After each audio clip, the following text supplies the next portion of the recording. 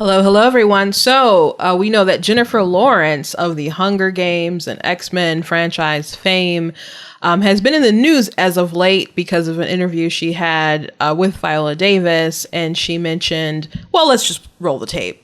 I remember when I was doing Hunger Games, nobody had ever put a woman in the lead of an action movie because it wouldn't work. We were told girls and boys can both identify with a male lead, but boys cannot identify with a female lead. Oh, absolutely. And it just makes me so happy every single time I see a movie come out that just blows through every single one of those beliefs and proves that it is just a lie to keep certain people out of the movies, to keep certain people in the same positions that they've always been in. And it's just amazing to watch it happen. So what she said was just blatantly not true, and she should know better. And Viola Davis should have checked her. And who knows what happened, but they didn't actually air. But of course, there were other action female leads prior to the Hunger Games that came out in 2012.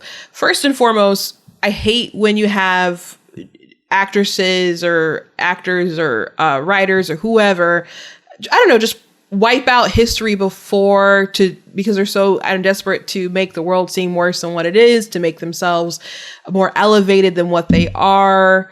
So what they'll do is they'll make themselves look like people who are ignorant of their craft, because obviously there's women who've come before them. It makes them look ungrateful because obviously there are other women who paved the way before they could have the certain roles that they had as well. So there's a lot of issues, a lot of problems with what she said, which a lot of people have been pointing out, but also there's been some pushback as well.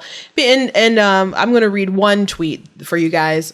So writer Riley Silverman said, "Look, I'm not saying that Jennifer Lawrence quote isn't funny, but the fact that everyone is like, oh yeah, what about this very specific handful of women lead examples of action movies that are decades apart sort of feels like maybe that isn't the slam dunk they think it is."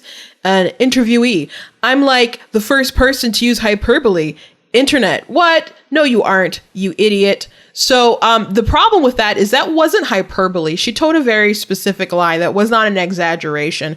I mean, there are people who use hyperbole or absurd absolutes by saying she's like the first, but that doesn't seem like an exaggeration. It's such an ignorant statement, and it seems, I don't know, I don't want to go as far as malicious, but it's just so blatantly wrong. And I wouldn't say it's hyperbole, especially when she had this narrative to try and back it up of men can't accept women in action roles. That's the narrative, that she's the first because men can't accept women in these particular roles. Like men and women can accept men, obviously, for obvious reasons.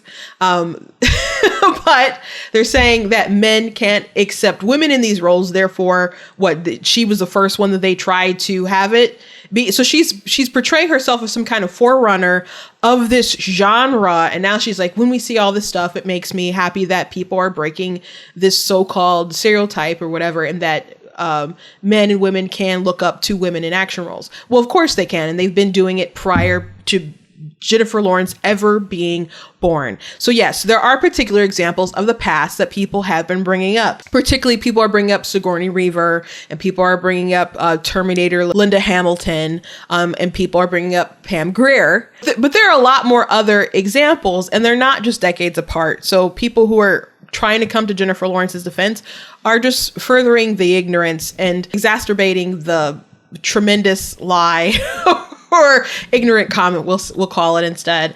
And it's okay to just say she said a dumb thing and just go on from there. Now, the reason why people are talking so much about it, not just being like rolling their eyes and saying, oh, Jennifer Lawrence said a dumb thing, is because there is so much, I don't know, woke ideology with the men suck, men can accept women, I'm the first, I'm the groundbreaking person, when it's just not true. So therefore, let's run through some of these great women who have been kicking butt throughout time.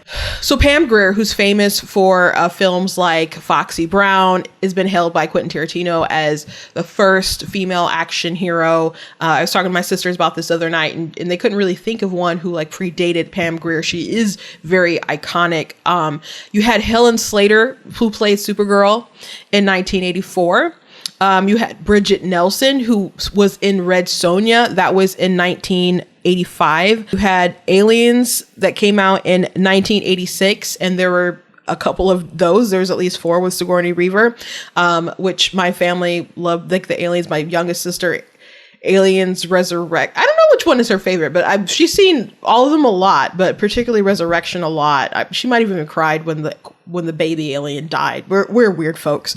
Anyway, you had Jean Reno, who was in Nikita. That was in 1990, which Maggie Q took over that as a CW show starting in 2010 to 2013, which is a good show. Linda Hamilton, of course, was in Terminator. She wasn't the lead star. Arnold Schwarzenegger is like the main person, which he has a huge name. He's always like first, I guess. But he is the star, but she had such a wild transformation from being the damsel in distress to being this hardcore, like, take names, kick butt kind of person. And she is so iconic as a kick butt female action hero. Christy Swanson, who played Buffy the Vampire Slayer, which that also spawned off a TV show years later with Sarah Michelle Gellar, which was a huge cultural phenomenon. You had Demi Moore, who was in G.I. Jane in 1997. Charlie's Angels came out in 2000, which they did have a sequel. Mila Jovovich, who played Alice in several Resident Evil films. And she was also in The Fifth Element, though she didn't lead that movie. That was Bruce Willis's movie. She was a kick butt female in that film,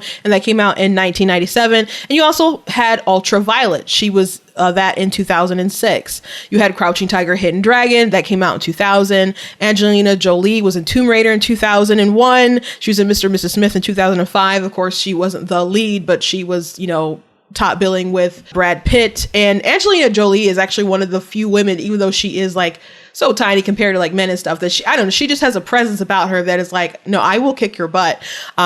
Maybe other people would disagree, but she just kind of has that, I don't know, that look, that mentality or whatever. She just gives off that vibe. She was also in Salt in 2010 that came up before Hunger Games. You had Kate Beckinsale, who was in Underworld as Celine, and who is a huge cultural icon. And some people were saying, well, Hunger Games did so well, and a lot of movies that people are listing didn't do well. And I'm like, Resident Evil, though the quality wasn't always there as far as the story or anything throughout the years, they did make a lot of them, and so it was a pretty big franchise. Of course, it's, video game and all the other stuff. So there's stuff to build on, but Underworld is a big franchise as well. And they had several films and that I enjoyed. I never really got over them killing Michael or even replacing him in the third film, but it is what it is. It's a good franchise. You had Uma Thurman, who was in Kill Bill Volume 1 and Volume 2. Of course, she's a huge star. And that film had a lot of great female leads in it as well. And she, of course, led that film, but there was a lot of great females kicking butt in those movies. Props to Quentin Tarantino. You had Halle Berry, who was in Catwoman in 2004, which wasn't a great film, but alas, she did do action stuff in it. Charlize Theron was in Aeon Flux in 2005. Jennifer Garner also played Elektra in 2005. You had Jodie Foster, who's in The Brave One in 2007.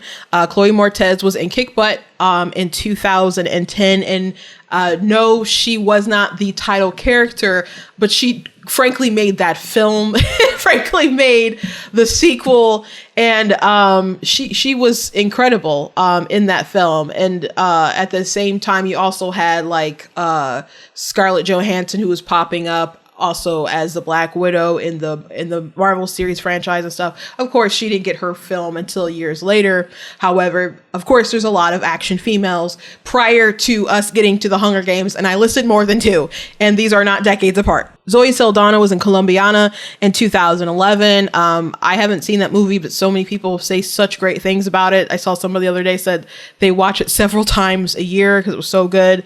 Gina Carano was in Haywire in 2011. Panic also came out in 2011. Sucker Punch came out in 2011, and that wasn't a solo female star film, but there was an ensemble of females, and not everybody loves that movie from Zack Snyder. I really like Sucker Punch myself, so maybe some people thought it was too sad or too much or too extra. I enjoyed Sucker Punch myself. And then you had The Hunger Games that came out in 2012, the next year. Now, when I think about The Hunger Games, I do not think about it being an action film. Maybe some of the movies that I listed, you don't think too much being an action film. I mean, you look at Buffy and it's she is a fighter, but people are like horror comedy. That's what they think of the actual first film or whatever. But Hunger Games, yes, there was action in it.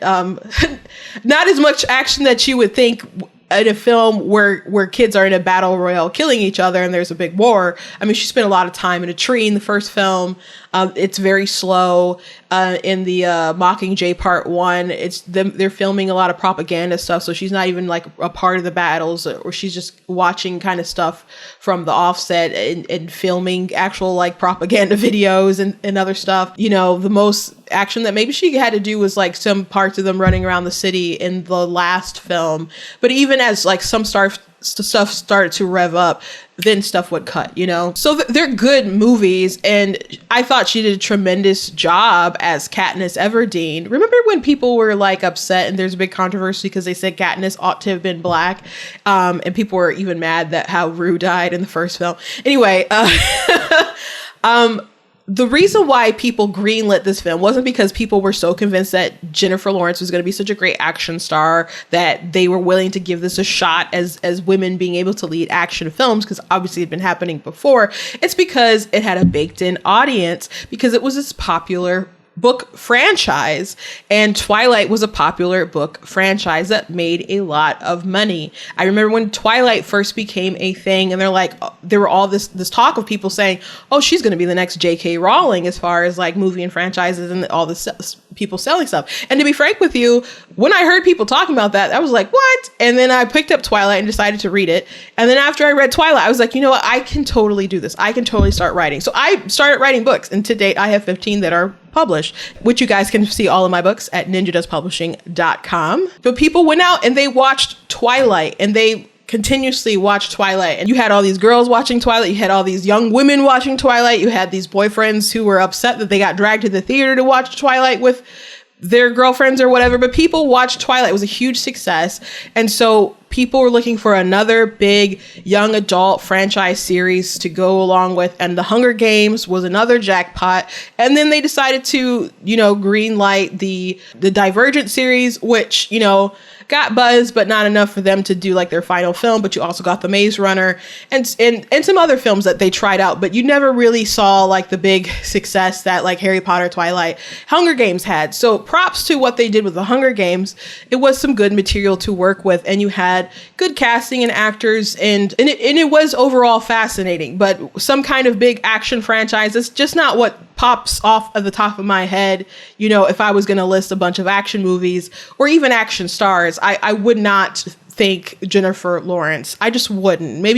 Technically she qualifies, I suppose, but just not what pops off the top of my head. So yeah, of course it was a silly thing, and people trying to defend her comment and twist all kind of different ways because of how revolutionary you say it wasn't the box office or whatever. Guys, there were other action films prior to Jennifer Lawrence, and people just don't like when you piss on the audience, because it is also like, well, people say men are sexist or they wouldn't accept women, and that's why there's been a problem in the past, and we're going to break those barriers. Well, turns out men were already into women in the past doing action stuff. And another sort of criticism people will have when they push back on people criticizing Jennifer Lawrence is like, well, a lot of these other films that people are naming are rated R, like Underworld and whatever. It's like, that's not what she said. She didn't say teen novel adaptation for kids or something. That's not what she said. She said she was the first action star.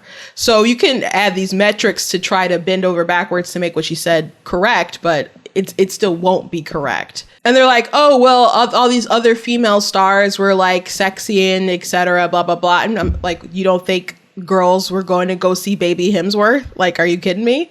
Which, I was Team PETA though myself, but I wasn't like, I had a favorite among the triangle, obviously, but I wasn't like super invested into the romance that other people obviously get very invested in their ships. But I don't think people ran out to see The Hunger Games because they were so excited about the action. They were probably more excited about the premise. And to be frank, if I was going to go see it for the action, I'd be a little disappointed overall with what was presented to me. But overall story and stuff, like, I'm accepting of what I was presented with, and overall enjoyed the franchise. But there's definitely, you know, some stuff lacking in it. So that's my 2 cents to add on top of the mountain of coins that people have dropped on Jennifer Lawrence's head.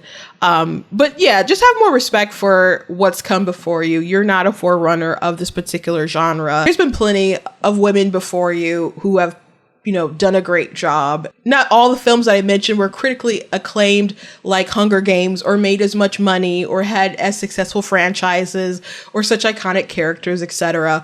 But they do nevertheless exist. Anyway, thank you guys for watching. Please go to blackteennews.com, check out different content on my website, different articles, different videos, different merchandise that we have at the store. And if you're curious about any of my content that I write, you guys can check out my books at ninjadustpublishing.com, or if you go to blackteennews.com and hit the merchandise button, there's a banner that'll take you right to that website, or you can look me just right up on Amazon if you check out my name, Christina Alvar. God bless you guys, and I'll see you next time.